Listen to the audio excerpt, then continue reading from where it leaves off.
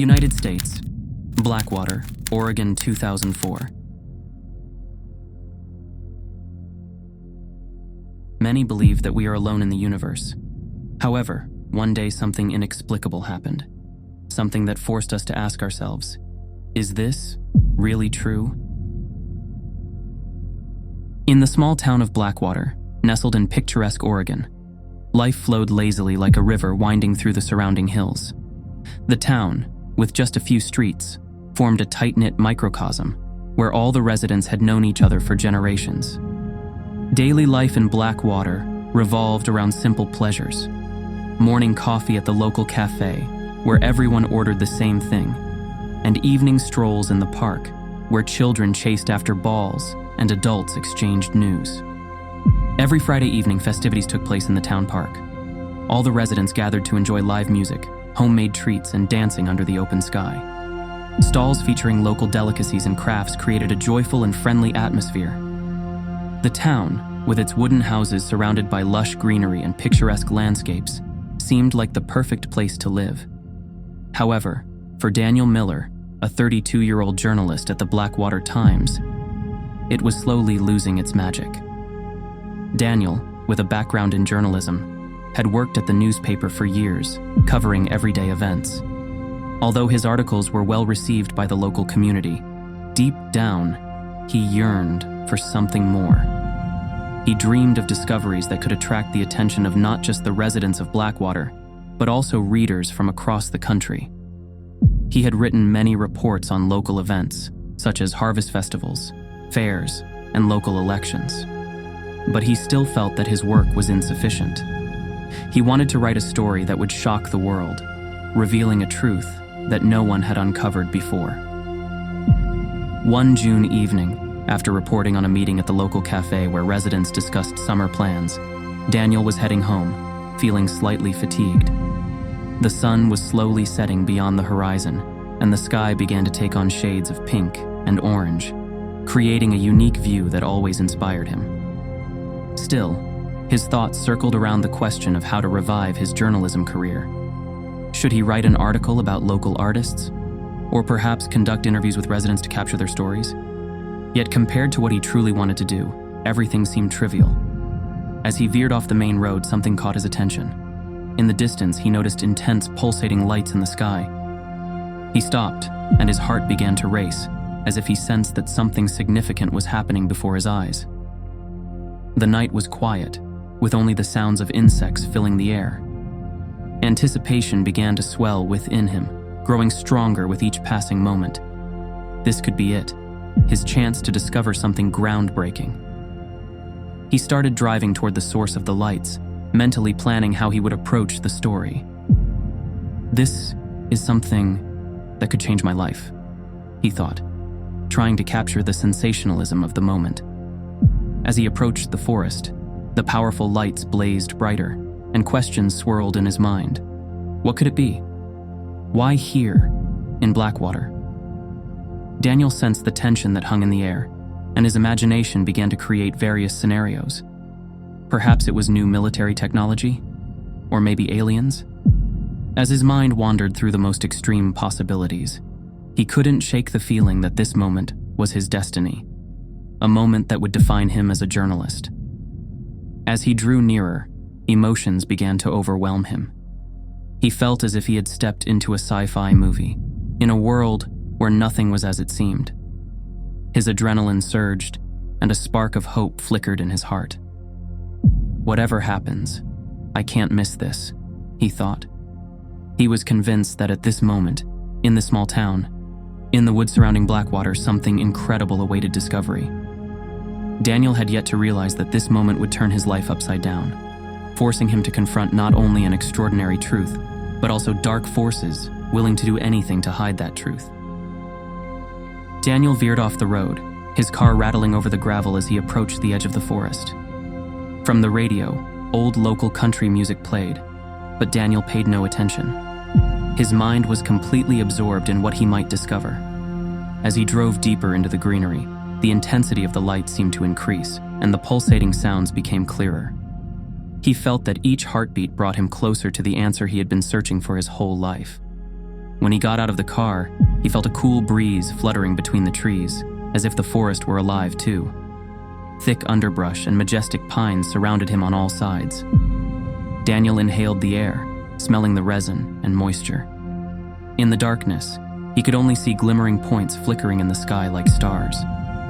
Uncertainly taking one step after another, he headed toward the source of the light that seemed to land deep in the woods. The closer he got, the more intense the pulsations and sounds became. They reminded him of a combination of an engine hum and rhythmic beating.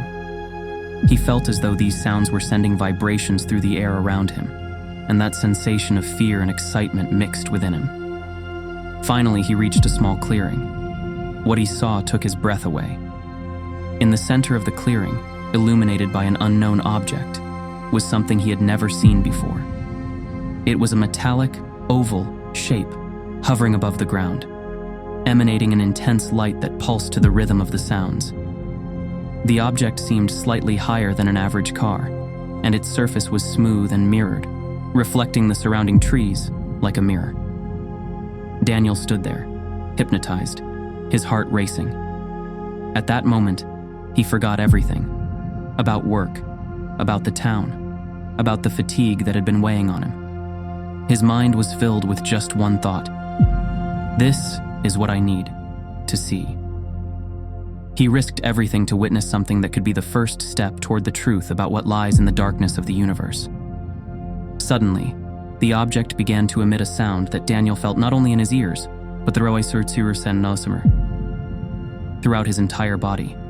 The sound resembled a melodic, low-frequency rumble that pulled him into another dimension. Daniel stepped closer, holding his breath.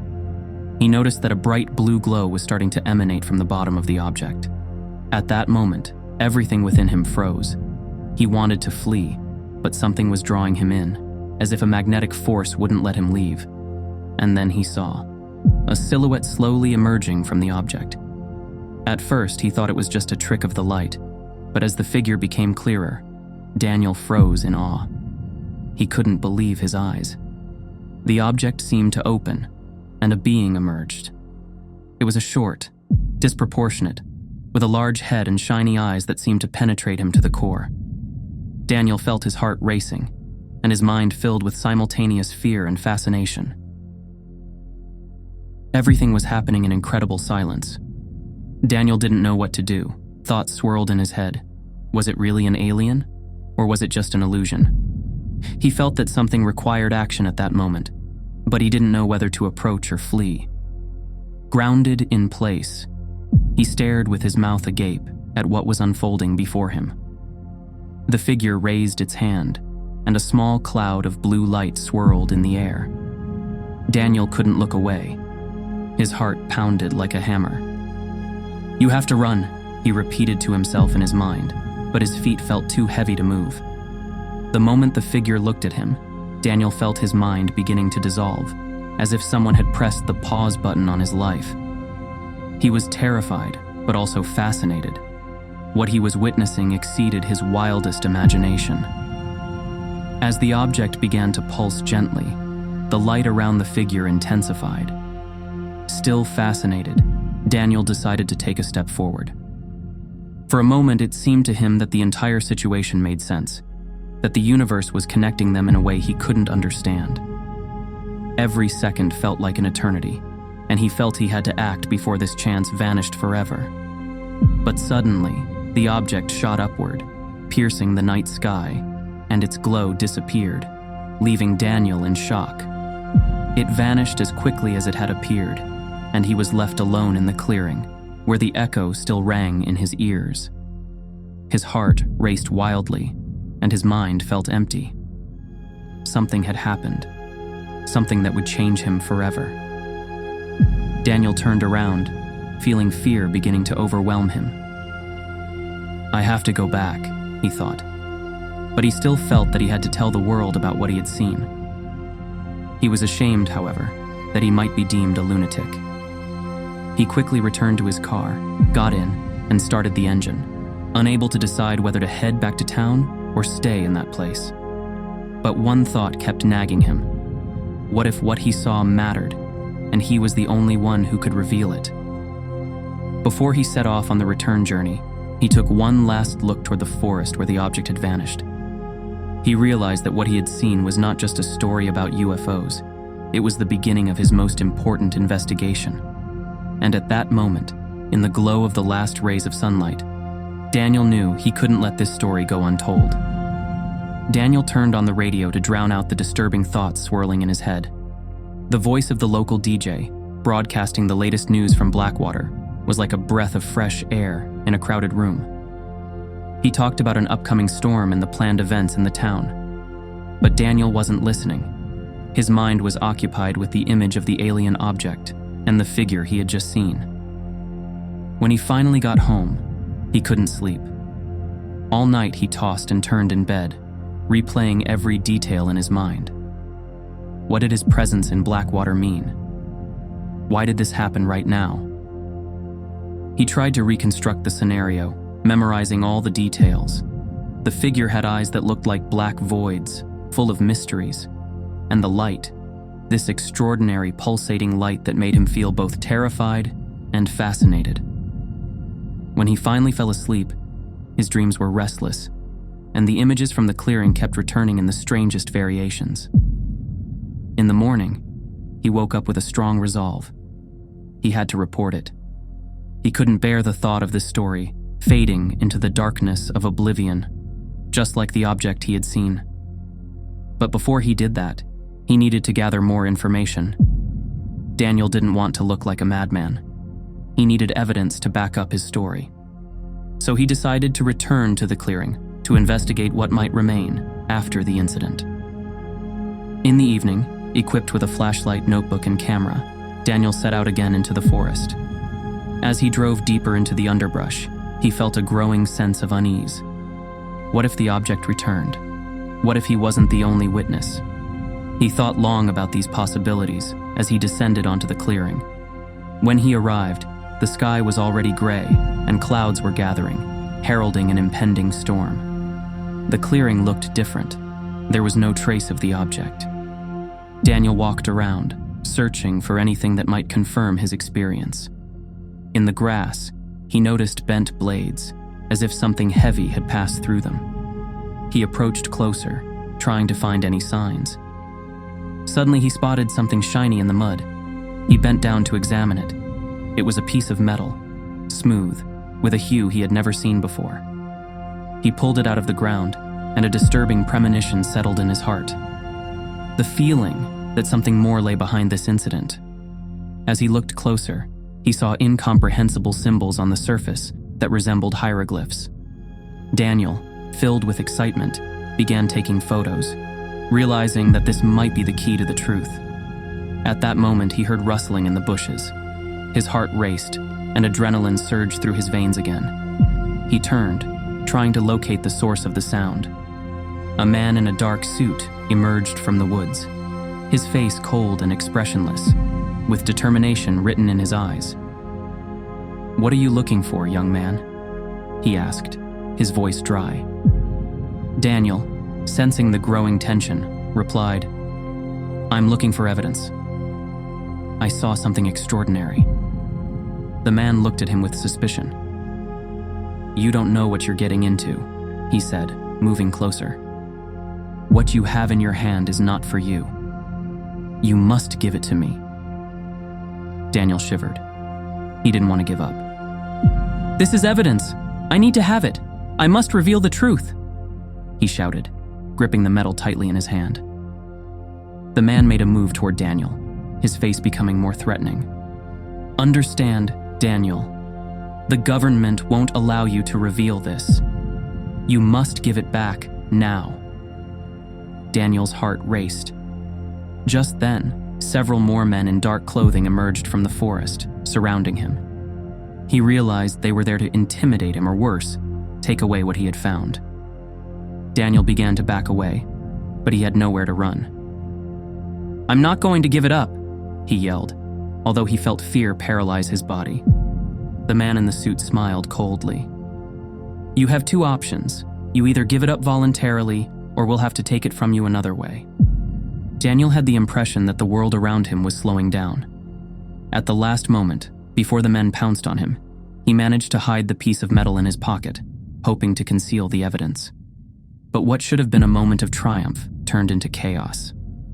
He felt strong hands grabbing his shoulders, and the cold voice of the man in the suit repeated, "That's not yours." Daniel tried to break free, but it was too late. In the blink of an eye, they took the metal from him, and he was shoved deeper into the forest.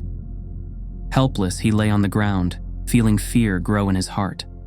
He realized that he had not only found something dangerous, but had also gotten himself caught up in something much bigger that could ruin not only his life, but also the lives of those who trusted him. Daniel struggled to rise from the ground, opening his eyes to the blurred world around him. The sounds of fighting men and the echoes of their footsteps still rang in his ears, and the terror in his heart paralyzed him like invisible shackles. As he emerged from his hiding place, he scanned his surroundings, trying to understand where he was and what he should do. He had to escape. He had to survive. But fear kept him from taking any step. He quickly recalled how he had ended up in this situation. His desire to uncover the truth, to plunge into a matter that had been swept under the rug for years, had led him to this dangerous moment. Now, standing face to face with deadly danger, he realized he had no one to rely on. He was pulled toward the direction he had come from, trying to be as quiet as a ghost, meanwhile sifting through the thoughts that plagued his mind. Could he return to his old life? Or was there only suffering and a continuous flight ahead? When he reached his car, he felt his heart pounding wildly. He struggled to insert the keys into the ignition, his fingers trembling with fear. "I have to get out of here as fast as I can," he thought, starting the engine. He was aware that every second of delay could cost him his life. As he turned on the headlights and drove toward Blackwater, his thoughts were chaotic. He felt his life had changed forever, and every challenge waiting for him became increasingly uncertain. As he distanced himself from the place where everything had started to go wrong, he felt the breath of fear on the back of his neck. With every passing minute, he feared someone was following him. He had a premonition that what he had uncovered could cost him everything: friends, family, and perhaps even his life. Daniel returned to his apartment, feeling like a shell of a man. Every step he took felt heavier than the last, and thoughts stormed through him like a tempest. What he had in his mind could not see the light of day. The stories he had uncovered were too dangerous, too complicated to share with anyone. Not even with Jarek, whom he had always considered his closest friend. He sat on the edge of the bed, his mind drifting back to the moments that had led him to this decision. Every detail seemed to emphasize how fragile the line between truth and danger was. The discoveries he had could destroy not only his life, but also the lives of the people he loved. That was what paralyzed him. Instead of sleep, he spent the night in contemplation. He decided that for his own safety, he would keep his story to himself. No recordings, no documents. This was the only way to protect himself and those who might get caught in the whirlwind of chaos. Although it was a difficult decision, Daniel understood that sometimes silence is the most effective weapon. He reminded himself that life is not only a struggle for truth, but also the ability to protect oneself. With every breath, a new mantra formed in his mind. Let it stay in the dark. Let this story die. The morning brought light streaming through the windows. Daniel, sitting in silence, felt that his decision was the only sensible one. No one should bear the consequences of his search. He took a deep breath and promised himself that he would do everything to keep what he had discovered, what had happened, a secret. Disturbing questions arose in his mind, and fear only deepened the panic. Ultimately, after 20 years, he finally decided to reveal his story, but in a way that protected his identity. Don't be afraid to speak the truth. If you have your own story, experiences, or evidence related to UFOs, please email us. Your story is important and can help others who have had similar experiences. UFO X-Files connects us. You are not alone.